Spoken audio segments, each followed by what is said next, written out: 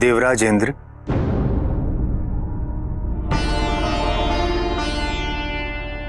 देवराज, ये शब्द सुनने के लिए मेरे कान तरस गए। पुष्पदंत व्यथित, आपकी और अन्य देवताओं की ये दुर्दशा देखकर मुझे अति दुख हो रहा है। शंखचूड व्यक्तिगत हो रहा है। ऐसा प्रतीत हो रहा है जैसे यह प्रतिशोध है उसका।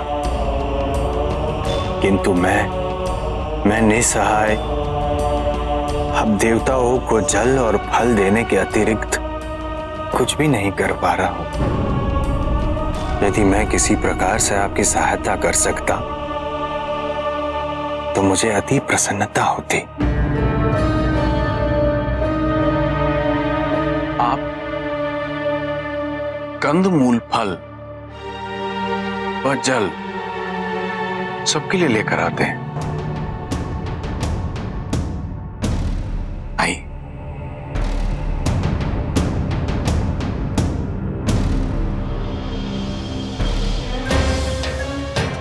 यदि मैं अन्य देवताओं से वार्ता करता हूं या भेंट करता हूं तो असुरों को मुझ पर संदेह हो जाएगा।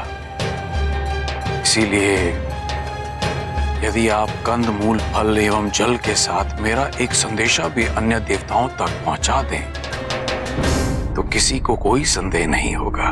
पुष्पदंत विस्मयित, देवराज इंद्र दीजिए आदेश। क्या है संदेश? उनसे कहिएगा कि भोजन उपरांत वो मुझसे यहीं आकर मिल ले। किंतु ये असुर क्या आपको अन्य देवताओं के साथ भेंट करने देंगे? पुष्पदंत, अचंभित ना हो। यदि हम परिश्रम कर रहे हैं तो असुर भी तो परिश्रम कर रहे हैं। इनका भी भर पेट जलपान होना चाहिए, भर पेट। समझ गए ना? जाइए। शंखचूड, अब तुम्हें ज्ञात होगा कि असल देवराज कौन है। और रहा प्रश्न लोहितांग का, वो तो महादेव के लौट आने के आघात से ही उबर नहीं पाया होगा।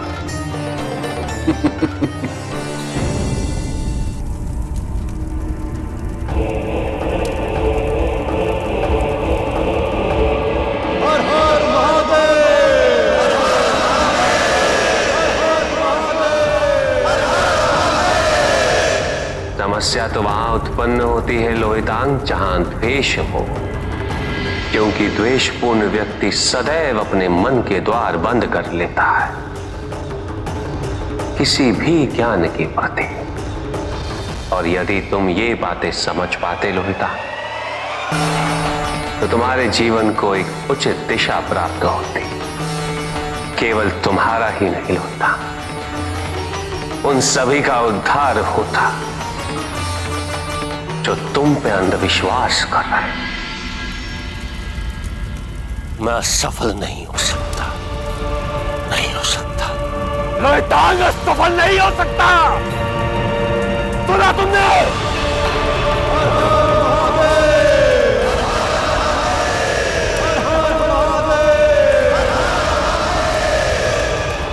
नहीं,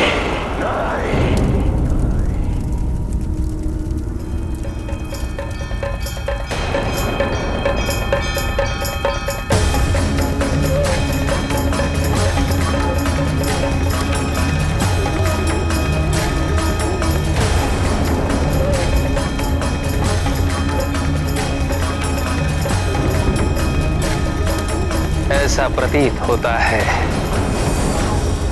कि आप दिशा भटक गए हैं। पिपलाद, आश्रम से प्रस्थान करते समय मैंने तुमसे कहा था तुमसे कि दोबारा मेरे समक्ष न आना। मुझे स्मरण है, परंतु क्या आपको यह स्मरण है कि मैंने उसका उत्तर क्या दिया था? मैंने ये कहा था कि मैं महादेव से प्रार्थना करूंगा कि मेरे सभी शिष्यों की भांति आपको भी उचित दिशा दे। उचित दिशा? पाखंडियों, कौन सी उचित दिशा की बात करते हो तुम? और यदि तुम मुझे अपना शिष्य ही कहते हो तो तुमने गुरु होने के नाते मुझे पहले ही सचेत क्यों नहीं कर दिया कि मेरी योजना दोषपूर्ण है और उसके कारण तुम्हारे महादेव वापसी हो जाएगी। क्या आप जानना चाहेंगे कि आपकी योजना में दोष क्या था? जानना चाहते हैं या नहीं? बोलो पिपलाद, बोलो। उसके लिए आपको सर्वप्रथम अपने क्रोध को नियंत्रित करना होगा, क्योंकि क्रोध से पूर्ण मोह उत्पन्न होता है। पूर्ण मोह से स्मृति भ्रम और स्मृति भ्रम से बुद्धि अर्थात ज्ञान शक्ति का नाश।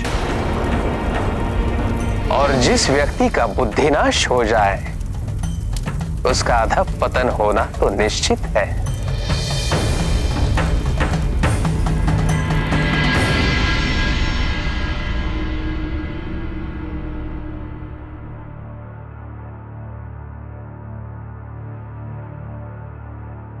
देवों में तो पारस्परिक निर्भरता है पिपलाद। नारायण के बिना ये तुम्हारे महादेव वापस कैसे आ गए? कैसे संभव हुआ ये असंभव? तुमने मुझे सभी ज्योतिर्लिंगों का ज्ञान भी दिया था पिपलाद, फिर भी ऐसी कोई बात अवश्य थी जो तुमने मुझे नहीं बताई। यह भी तो संभव हो सकता है कि आपने समझने में कोई भूल की हो। वो कैसे? आपकी पहली भूल आपका इस निष्कर्ष पर पहुंचना कि त्रिदेवों में से एक की भी अनुपस्थिति अन्य दो देवों को निर्बल कर देगी।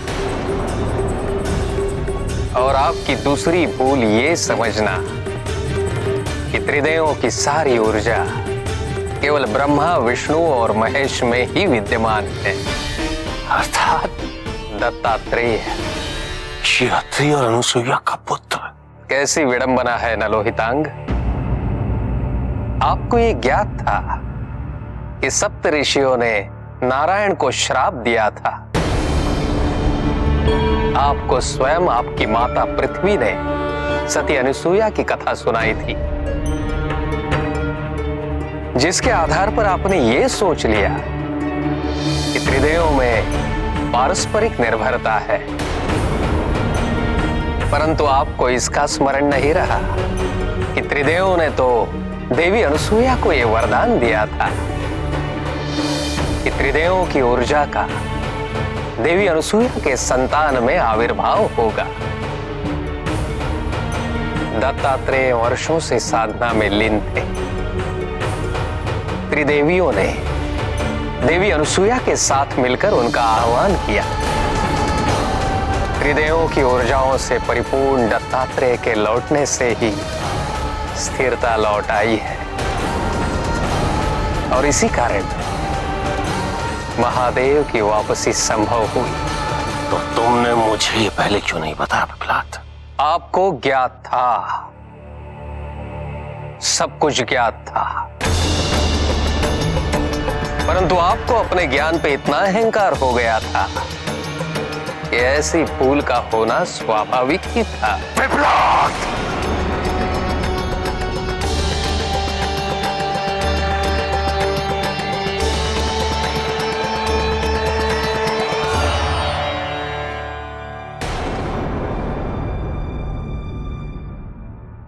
सत्य ज्ञात होते हुए भी आपको उसका विस्मरण हो गया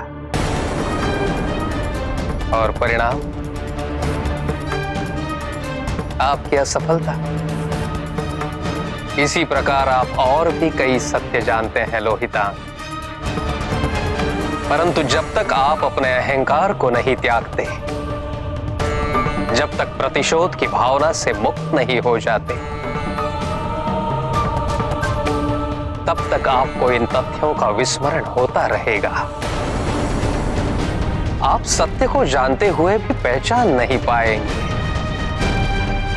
असफलता ही मिलती रहेगी। इसलिए परिवर्तन, दृष्टिकोण में परिवर्तन अनिवार्य है।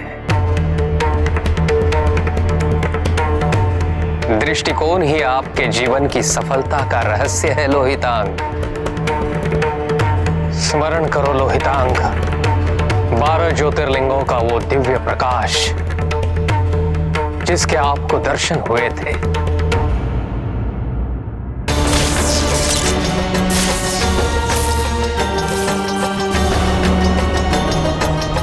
वो माया नहीं थी लोहितांग, और ये आप भली भांति जानते हैं। उस अनुभूति का स्मरण कीजिए लोहितांग, जो आपको ओंकार के समय हुई थी। स्मरण करेंगे तो पाएंगे कि उस क्षण आप में न द्वेष था, न क्रोध, न प्रतिशोध। आप हर प्रकार की नकारात्मकता से मुक्त थे।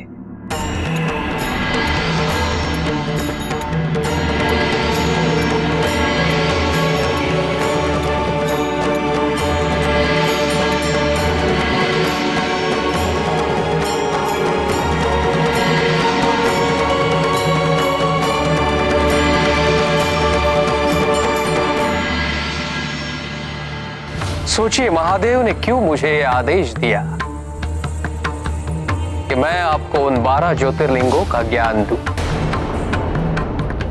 आप अपने क्रोध में महादेव को क्षीण करना चाहते हैं, परंतु महादेव आपके उसी क्रोध के ताप को आपके शुद्धिकरण का निमित्त बनाकर आपको दिशा देना चाहते हैं। आप दिशा भटक गए हैं लोहितांग, परंतु आप अब भी दिशा पा सकते हैं। नहीं, मैं अपनी दिशा जानता हूं। अंदर को दिए हुए वचन की पूर्ति करनी है मुझे। उनके साथ हुए अन्याय का प्रतिशोध लेना है। यही है लोहितांग का गंतव्य। महादेव की पराजय ही मेरा लक्ष्य है, और मैं वो लक्ष्य प्राप्त करके ही रहूंगा। महादेव को पराजित करेगा उनका ही अंश, लोहितांग।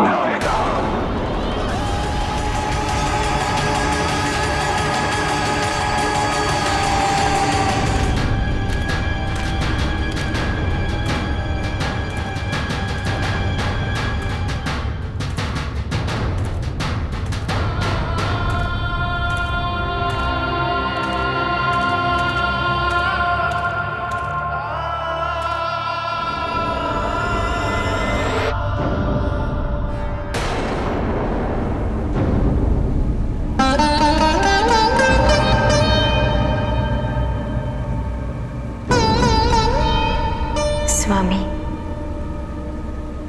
हम आपकी व्यथा समझते हैं।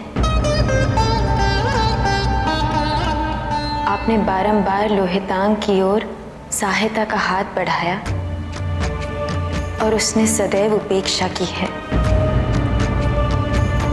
किंतु स्वामी, अब आप वापस आ गए हैं। भ्राता नारायण भी शीघ्र ही लौट आएंगे।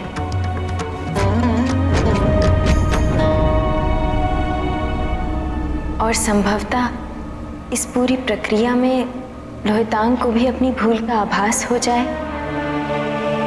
उसकी सुप्त आस्था पुनः जागृत हो जाए। पार्वती, युगों पूर्व त्रिदेवों ने स्वयं इस घटनाक्रम को स्वीकार किया था, क्योंकि पार्वती हम तीनों यही चाहते थे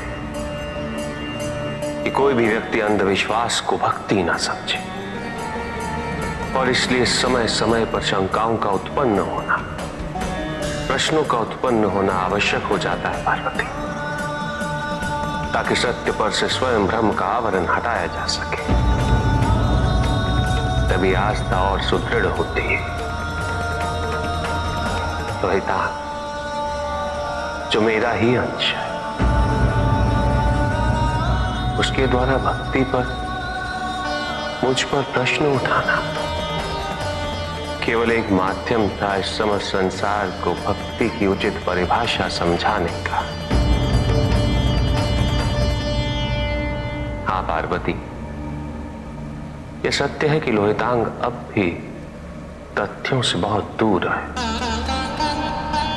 वो ये देख पाने में असमर्थ है कि जो हुआ वो क्यों हुआ। उसे पूर्ण रूप से स्वतंत्रता है मुझसे घृणा करने की। मुझे चिंता इस बात की है पार्वती कि मेरे प्रति उसकी ये घृणा, उसका ये द्वेष, ये क्रोध, ये केवल उसे ही क्षति पहुंचा रहा है। टूटता जा रहा है वो अंदर ही अंदर, नष्ट हो रहा है वो। और मेरे लिए ये देख पाना सरल नहीं है।